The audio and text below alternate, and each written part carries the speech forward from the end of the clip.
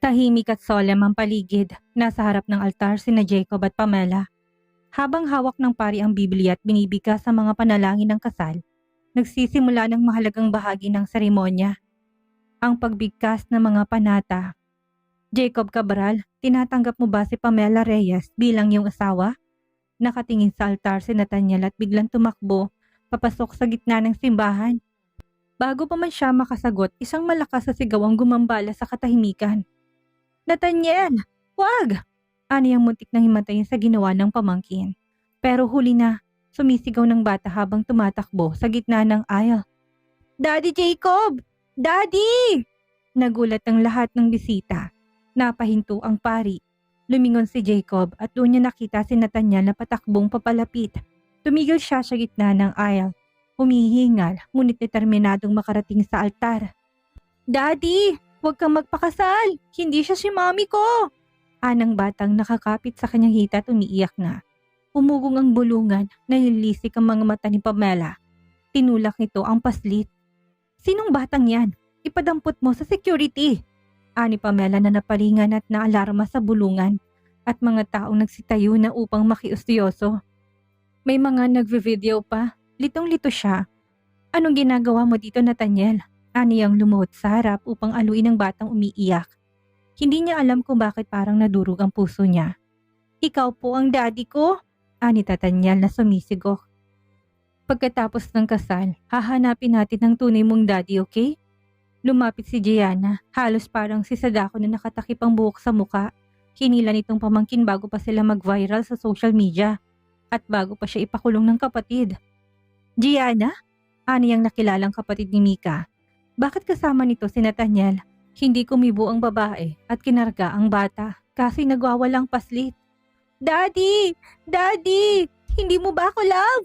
Sigaw nito, tila piniga ang puso niya. Father, ituloy na po natin ang kasal. Singit ni Pamela na naalarma. Gianna, bakit kasama mo si Nathaniel? Ani ang lumapit sa babaeng hawak na ng security. Huwag mo kong ipakulong, nahintakutang sabi nito. Hindi kita ipapakulong kapag nagsabi ka ng totoo. Kaano-ano mo si Nathaniel? Ani ang kumakabog ang dibdib. Pamangkin ko si Nathaniel. Pamangkin? Anak siya ni Mika? Mas lumakas ang tibok ng puso niya. Tumango ang babae. Sinong ama? Ani ang halos hindi lumabas sa bibig ang tinig. Naging malikot ang mata ng babae. Umiling ito. Hindi ko alam. Basta wag akong tanungin mo. Tita Gianna, hindi ba bawal magsinungaling? Anang batang umiiyak. Lumapit si Pamela. Jacob, huwag mo namang ilagay ako sa kahihiyan. Ituloy na natin ang kasal. Mamaya mo na tanungin ang mga nanggugulo na yan. O kaya bigyan mo ng pera para umalis na at mukhang modus nilang manggulo. Anitong hinila siya. Nathaniel, mamaya mag-uusap tayo, okay? Matigas ang iling ng bata. Ikaw ang daddy ko. Kilala mo po si Mommy Mika? Bumigat ang kanyang dibdib. Totoo nga bang anak niya si Nathaniel? Totoo bang buntis noon si Mika at siyang ama? Lumapit ang mga security at magulang ni Pamela. Iho, ituloy na natin ang kasal at napapahiya na kami. Anang ina ni Pamela na nakahawak na sa dibdib. Napilitan siyang bitawan ang kamay ng bata. Huwag kang aalis, Nathaniel. Mag-uusap tayo. Sanya niya si Joshua upang bantayan ng magtita. Hinila siya ni Pamela. Father, ituloy na po ninyo. Anito sa paring nagkakasal. Muling nagsalita ang pari. Halos hindi niya na naririnig ang sinasabi nito. Napalingon siya sa likod at nakitang inakay ni Joshua at security si Gianna at Nathaniel. Jacob Cabral, handa ka na ba sa pangako ng pagmamahalan? Sa hirap at ginhawa? Sa lungkot at saya? Sa karamdaman man o kalusugan na si Pamela Reyes lamang ang iyong mamahalin, igagalang at iingatan habang kayo ay nabubuhay? Anang pari. Hindi na nagtatalo ang isip at ang puso niya. Alam niyang hindi niya nais magpakasal kay Pamela. Hinihintay ng lahat ang sagot niya. Isang pamilyar na boses ang muling gumambala sa katahimikan. Itigil ang kasal. Malakas sa sigaw ni Dr. Allen. Lahat ay napalingon sa bungad ng simbahan. Tumambad ang matikas na anyo ni Dr. Allen. Ang kanyang mukha ay puno ng determinasyon. Naglalakad papalapit sa altar ang doktor. Hindi ako makakapayag na magpakasal ka sa lalaking hindi mo mahal habang dinadala mong anak natin, nabigla si Jacob. Napatingin siya kay Pamela na ngayon ay hindi na makatingin sa kanya. Ang mga bisita ay nagsimula ng magbulungan at gumulo ang paligid. Ang ilang kamag-anak ni Pamela ay nagsimulang maglapitan sa altar. Ang pamilya ni Jacob ay nanatiling tahimik.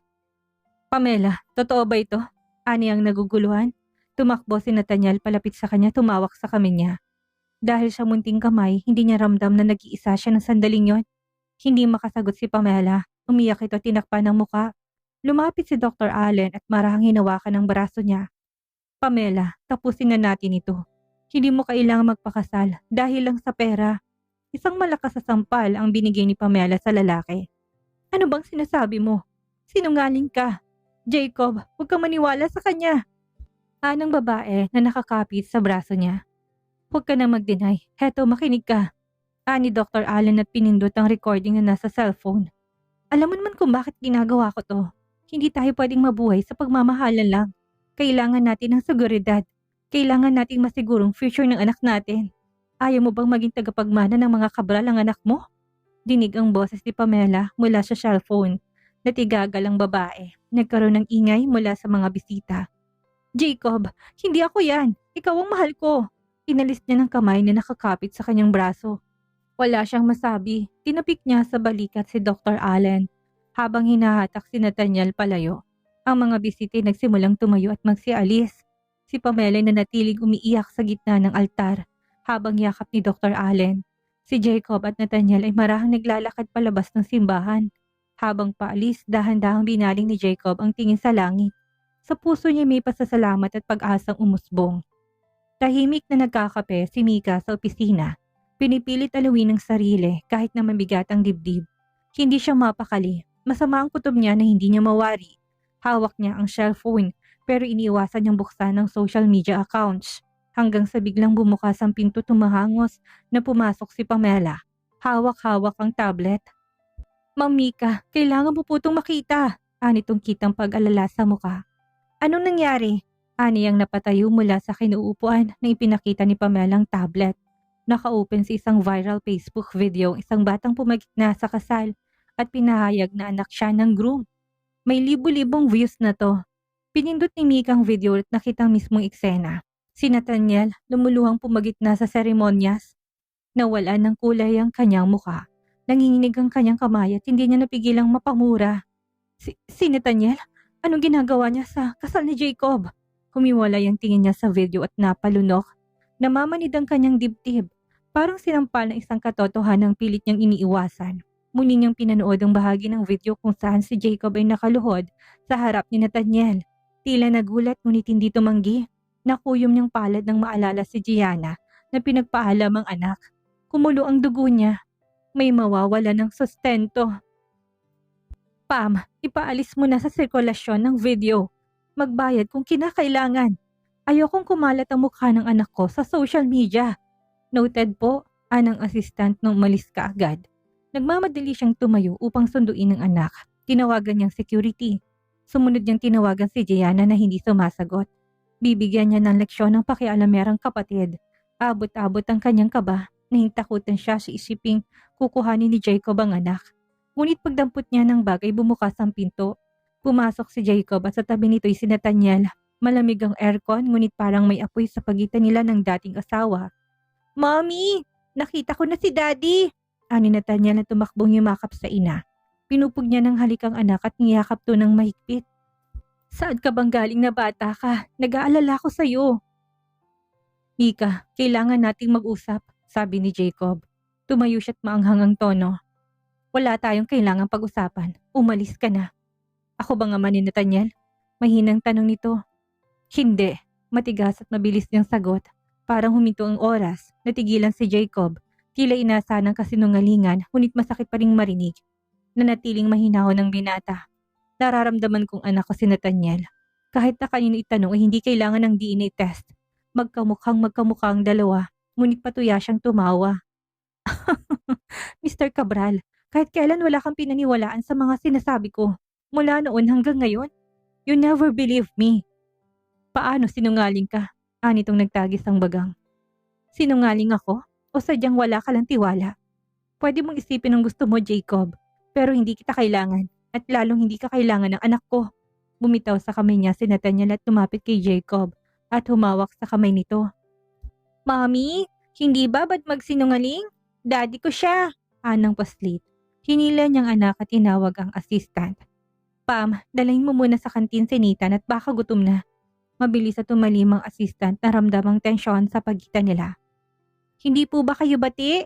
Badi na mag-away? Hirit pa ni Nathaniel bago tuluyang sumama kay Pamela.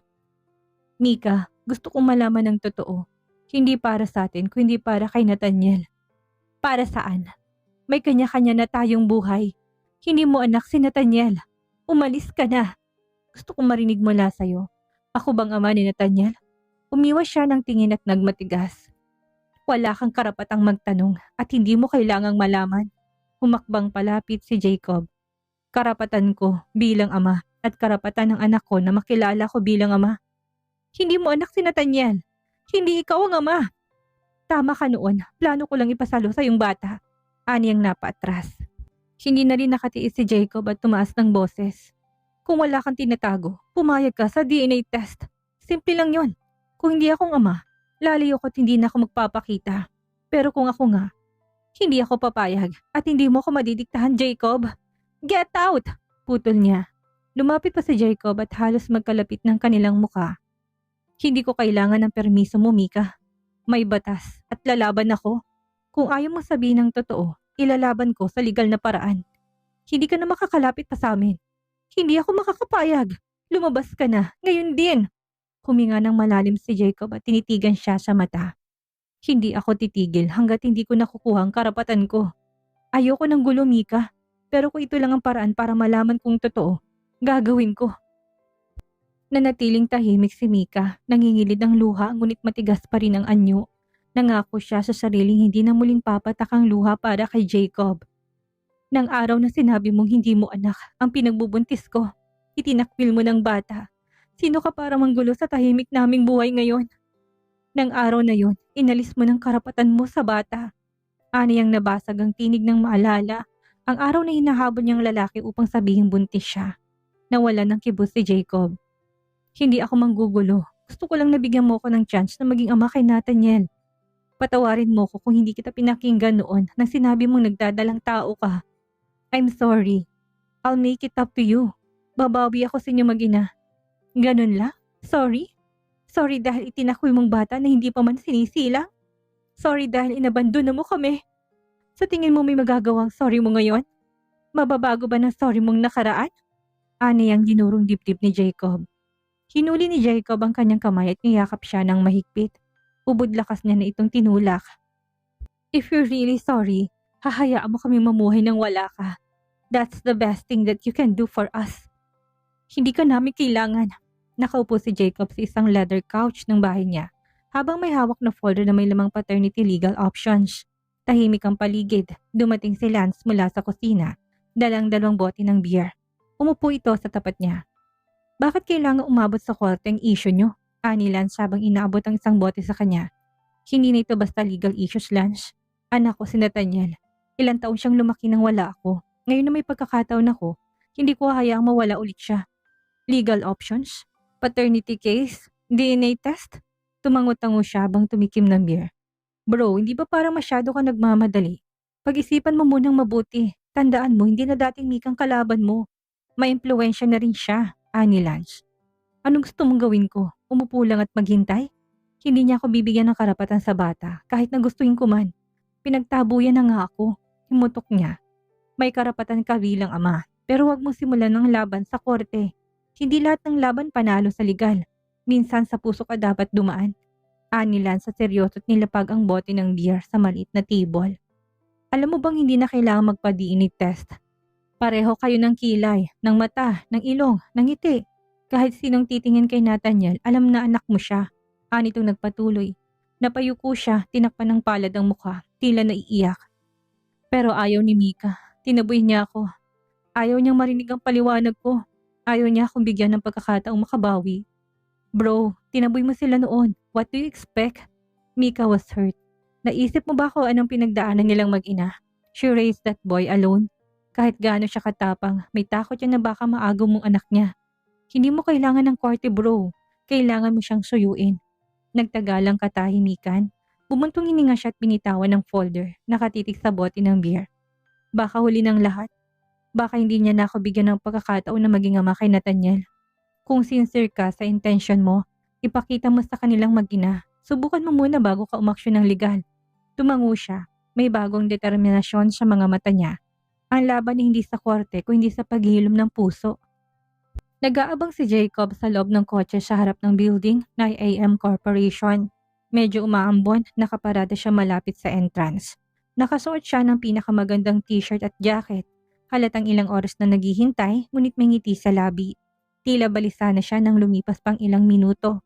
Paminsan-minsan siyang sumisilip sa rearview mirror. Sinulyapan niyang dalang bulaklak sa passenger seat. Kinuha yun at tinamoy ang mabangong mga pulang rosas. Pinalak niyang puntahan si Mika sa bahay ngunit nakapagtataka na wala siyang makuha sa records kung saan ito nakatira. Mukhang hindi basta-basta ang kinakasama nitong matanda. Bumukas ang pinto ng building. Lumabas si Mika, nakayuko habang binubuksan ng payong. Talagang napakaganda nito. Tumalo ng puso niya pagkakita sa dalaga. Dinampot niyang bulaklak. Papalapit na ito sa kalsada na may isang sasakyang dumaan na tuminto sa tapat nito. Bumaba mula dito si Kian. May hawak ding payong. Napatayo siya sa pagkakaupo. Si Kian, para siyang tinadyakan sa sikmura. Nagtawanan at nagkamustahan si Mika at Kian. Tinanggap ni Mika ang payong at tila masayang-masayang dalawa sa kanilang pagkikita.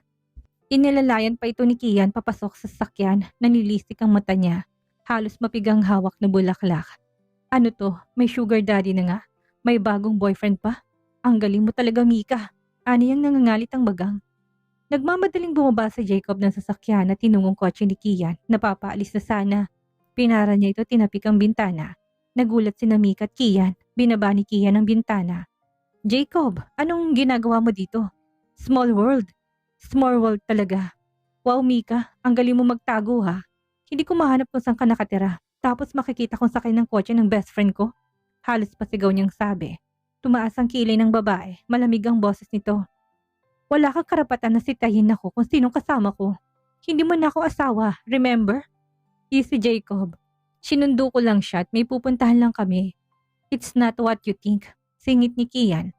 Talaga lang ha, kaya pala hindi mo na ako kailangan. Kabi-kabi lang sinasamahan mong lalaki. Nalaki ang butas ng ilong ni Mika at sanenyasan si Kian na magmaneho na. Bro, I'll explain later. Late na din kami, ani Kian. Ngunit nakakapit si Jacob sa bintana ng kotse. Ayaw mo ko makita. Tinataboy mo ko pero kung sino-sinong lalaking sinasamahan mo. Galit ako dahil ako dapat ang kasama mo. Bumaba ka dyan. Ako maghahatid sa'yo. Drive, ani Mika na pinandilatan si Kian. Wala siyang nagawa't na iwang tulala habang papalayong sasakyan ni Mika at Kian. Nasipa niyang sariling kotse. Madilim ang paligid nang uuwi siya. Lumapit siya sa minibar. Kumuha ng isang bote at nagsali ng baso. Nakaupo siya sa high stool. Laglag ang balikat habang umiinom ng alak. Sunod-sunod ang lagok, parang gusto niyang lunurin ng sarili sa alak. Binuksan niyang cellphone. May ilang missed calls mula kay Joshua. Hindi niya pinansin.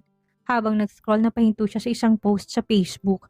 May notification. Nakatag si Kian sa post ng kapatid nito. Pinindot niya ito at lumabas ang litrato. Isang cozy family dinner. Masayang nagkakasalong pamilya ni Kian at nandun si Mika. Nakaupo sa tabi ni Kian. May hawak pang wine glass. Anong ginagawa doon ni Mika? Lumalim ang paghinga niya. Nagpupuyos ang kanyang damdamin. Hindi na siya nakainom ng alak bagkus ay inihagis ang baso sa sahig. Nabasa ng alak ang carpet at nagkalat ang basag na baso. Unti-unti naging tahimik muli ang paligid. Tumayo siya. Tinignan ang kanyang sarili sa salamin. Magulo ang buhok. Kunot ang noo at nalilito. Babawiin niya si Mika. He will make her fall in love with him again.